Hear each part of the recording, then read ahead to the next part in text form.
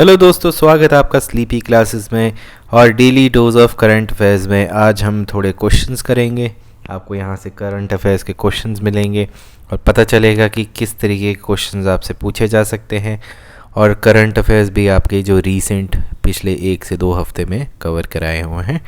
ठीक है, तो आप इसको वीडियो को सेव भी कर सकते हैं रिविज़न के लिए, और आपको PDF इसका टेलीग्राम ग्रुप पे मिल ही जाता है। ठीक है, चलिए शुरू करते हैं। पहला क्वेश्चन, देखो कुछ स्टेटमेंट्स दी हुई हैं। सबसे पहली स्टेटमेंट है कि एक्सरसाइज डेजर्ट वॉरियर जो है वो इंडिया और सऊदी अरेबिया के बीच में कंडक्ट कराई गई। दूसरा है ये एक आर्मी एक्सरसाइज है और कहाँ पे, राजस्थान में कंडक्ट हुई है। तो विच of the following statement correct है? 1 ओनली 2, बोथ 1 and 2। तो आप इस वीडियो को पॉज भी कर सकते हैं, थोड़ा दिमाग लगा के, अगर आपने कभी सुना है। ठीक है, इसको कोशिश कीजिए कि सॉल्व करने की। इसका सही जवाब क्या है? इसका सही जवाब है नन ऑफ द अबव। ये भी गलत है, ये भी गलत है। क्या है ये, इसके बारे में थोड़ा सा जानते हैं। देखिए, अब एयरफोर्स जो है इंडिया और इजिप्ट की, ठीक है, तो यहाँ से सीधे ही पहली लाइन से आपको पता चल गया ये एक इंडियन एयरफोर्स की, ठीक है जी, और इजिप्शियन एयरफोर्स की एक्सरसाइज है। आर्मी का कुछ लेना देना नहीं है, और इजिप्शियन है तो सऊदी अरेबिया का भी कुछ लेना देना नहीं है। इन्होंने 2 दिन की एक्सरसाइज कहाँ पे, अल बेरिगात एयरबेस पे करवाई थी। किस लिए? To enhance mutual understanding and share operational experience. ये एक ऑफिशियल स्टेटमेंट में कही थी, और इस एक्सरसाइज को कहा गया था डेजर्ट वॉरियर, और ये अक्टूबर 30 और अक्टूबर 31 को की गई थी। इंडियन एयरफोर्स ने ट्विटर पे कहा है ये चीज़। ठीक है दोस्तों, चलिए अगले क्वेश्चन पे चलते हैं कि रिसेंटली ड्वेन ब्रावो ने अनाउंसमेंट करी है रिटायरमेंट फ्रॉम इंटरनेशनल क्रिकेट। ठीक है, ये बहुत ही ज़्यादा फेमस क्रिकेटर रह चुके हैं। ये इनफैक्ट हमारे चेन्नई सुपर किंग्स से भी खेलते हैं। ठीक है, बहुत ही अच्छे बॉलर हैं, बहुत ही अच्छे ऑलराउंडर हैं। तो ये कौन से कंट्री से बिलोंग करते हैं? ठीक है, इस टाइप के अमूमन क्वेश्चन आपको स्टेट पब्लिक सर्विस कमीशंस पे दिख जाते हैं। ठीक है, तो ये इसका जवाब क्या है? इसका जवाब है वेस्ट इंडीज़। ठीक है दोस्तों, चलिए जानते हैं। अब देखिए, West Indian allrounder Dwayne Bravo ने कहा कि वो रिटायर हो जाएंगे इंटरनेशनल क्रिकेट में। कब? अभी जो आपका ऑनगोइंग T20 वर्ल्ड कप है इससे, और उन्होंने कहा कि टाइम आ गया है टू लीव दिस स्टेज। ठीक है, इस करियर में वो अभी जाने की सोच रहे हैं। ठीक है, और 38 ब्रावो जो हैं वो रिटायरमेंट करें, मतलब कि ही केम आउट ऑफ रिटायरमेंट इन 2019।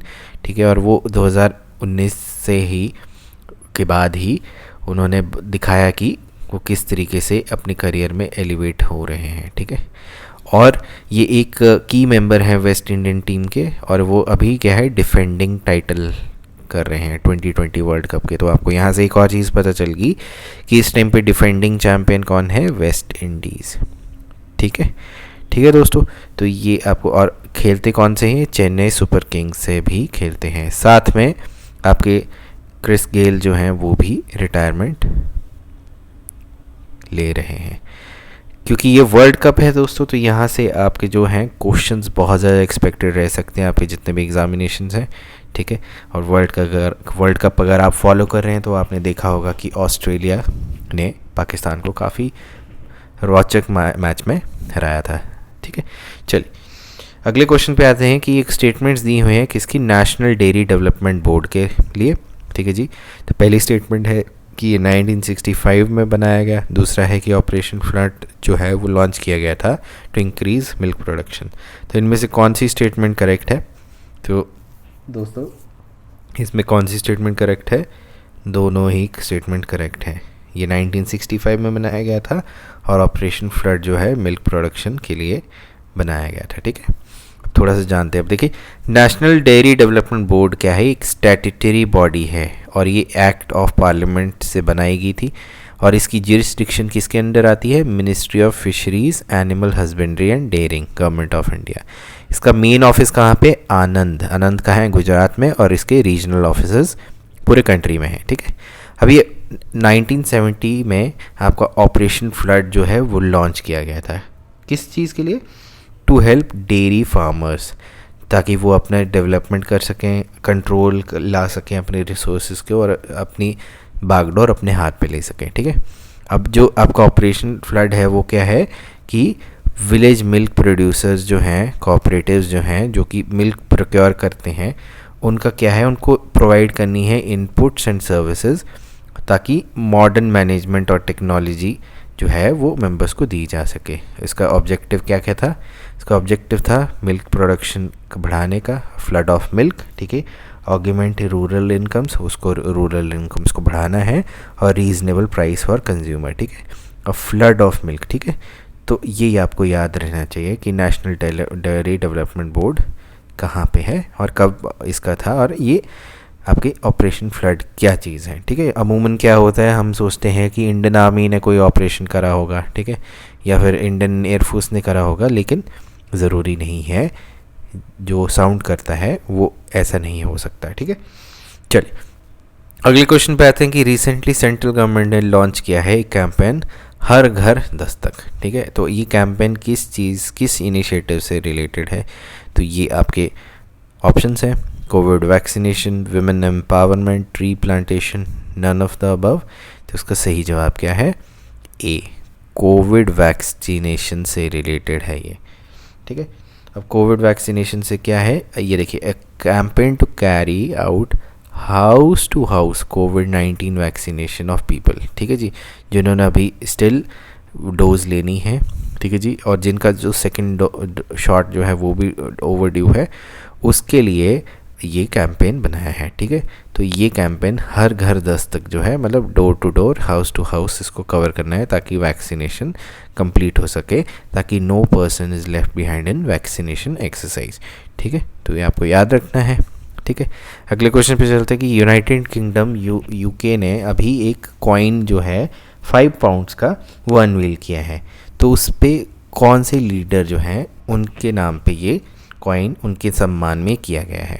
सरदार पटेल, महात्मा गांधी, जवाहरलाल नेहरू, भगत सिंह। तो इसका सही जवाब क्या है?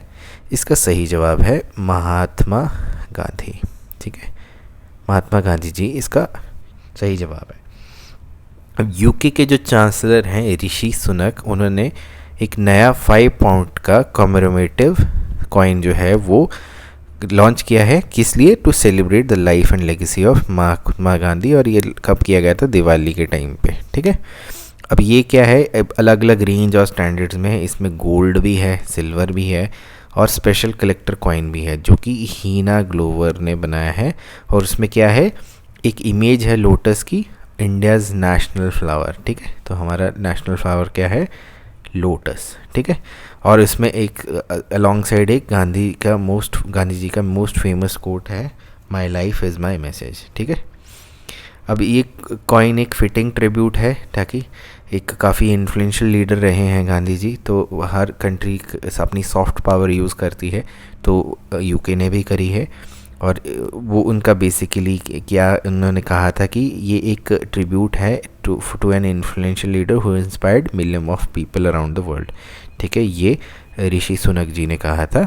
ठीक है जी, चल आगे चलते हैं कि bamboo and cane development institute ये कहाँ पे, कौन से स्टेट में सिचुएटेड है? त्रिपुरा, मणिपुर, असम, नागालैंड। जिसका सही जवाब क्या है?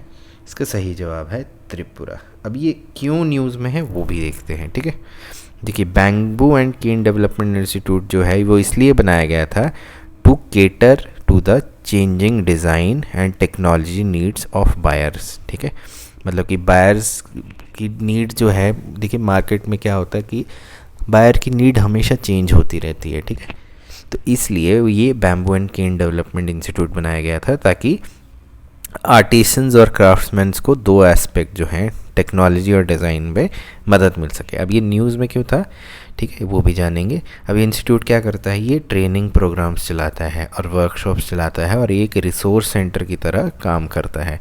और ये सेंटर जो है पार्टिसिपेशन ऑफ आर्टिसंस को भी फैसिलिटेट करता है और उनकी ट्रेड फेयर्स को भी बढ़ावा देता है।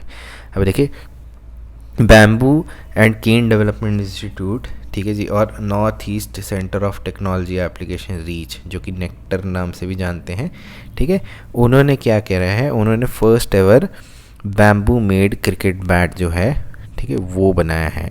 और उसमें क्या है कि आपके जितने भी स्टैंडर्ड प्रोटोकॉल्स हैं क्रिकेट बैट्स बनाने के लिए उनको फॉलो किया हुआ है। तो ये एक अपने आप में ही एक बहुत बड़ी अचीवमेंट है, ठीक है। तो क्रिकेट बैट बना है बैम्बू से, ठीक है दोस्तों। अगले क्वेश्चन पे चलते हैं। अगला क्वेश्चन क्या है कि which of the following became youngest cricketer to take 400 wickets in 2020 international, ठीक है जी, T20 इंटरनेशनल पे।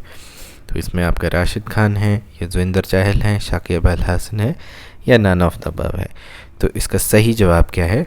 इसका सही जवाब है राशिद खान, ठीक है। इसका सही जवाब है राशिद खान। अब राशिद खान जी के बारे में देखते हैं कि अफ़गानिस्तान के ये लेग स्पिनर हैं और इन्होंने अभी रिसेंटली क्या है, ये रिसेंटली इनको यंगेस्ट बॉलर बताया गया है जिन्होंने 400 T20 विकेट्स ली हैं, ठीक है।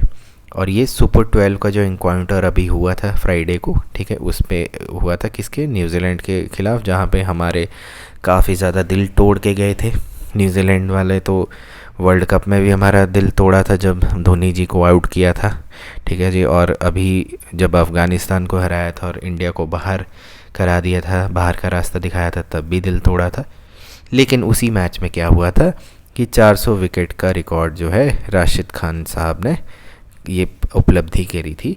और ये एक एलीट लिस्ट ऑफ क्रिकेटर्स में आ गए हैं जब इन्होंने 400 विकेट जो है न्यूजीलैंड वर्सेस अफ़गानिस्तान में लिए थी, ठीक है जी। और मार्टिन गुप्तिल जो हैं उनके शिकार बने थे, 400 विक्टिम थे। और ये 4th बॉलर हैं टू एंटर 400 क्लब। इसमें कौन कौन है? ड्वेन ब्रावो, सुनील नारायण और इमरान ताहिर। तो ठीक है, ये देखिए आपके ड्वेन ब्रावो का भी एक क्वेश्चन निकला है और मार्टिन गुप्ते का भी निकला है, क्योंकि 2020 वर्ल्ड कप है, इससे आपके बहुत ज़्यादा क्वेश्चन बनेंगे, ठीक है दोस्तों। सुनील नारायण भी आपके वेस्ट इंडीज़ के हैं और इमरान ताहिर आपके साउथ अफ्रीका के हैं, ठीक है। तो ये थे आपके क्वेश्चंस, ठीक है जी। और राशिद के पास 103 विकेट्स हैं, ठीक है जी, for Afghanistan and 93 for Sunriser Hyderabad. ये सनराइज़र हैदराबाद के लिए भी खेलते हैं, ठीक है दोस्तों। तो ये थे आपके क्वेश्चंस, ठीक है। आई होप आपको क्वेश्चंस थोड़े से इंफॉर्मेटिव लगे होंगे, ठीक है। ये करंट सिनेरियो से हैं, इसमें वेरियस बैकग्राउंड्स के आपके क्वेश्चंस रहते हैं और इस टाइप के क्वेश्चंस आप एग्जामिनेशन में अमूमन देखते हैं, ठीक है। तो मिलते हैं आपसे फिर से, ठीक है। अपना ख्याल रखिए, सर्दी आ रही है, मौसम चेंज हो रहा है, थोड़ा ख्याल रखिए। टेक केयर, नमस्कार, बाय बाय।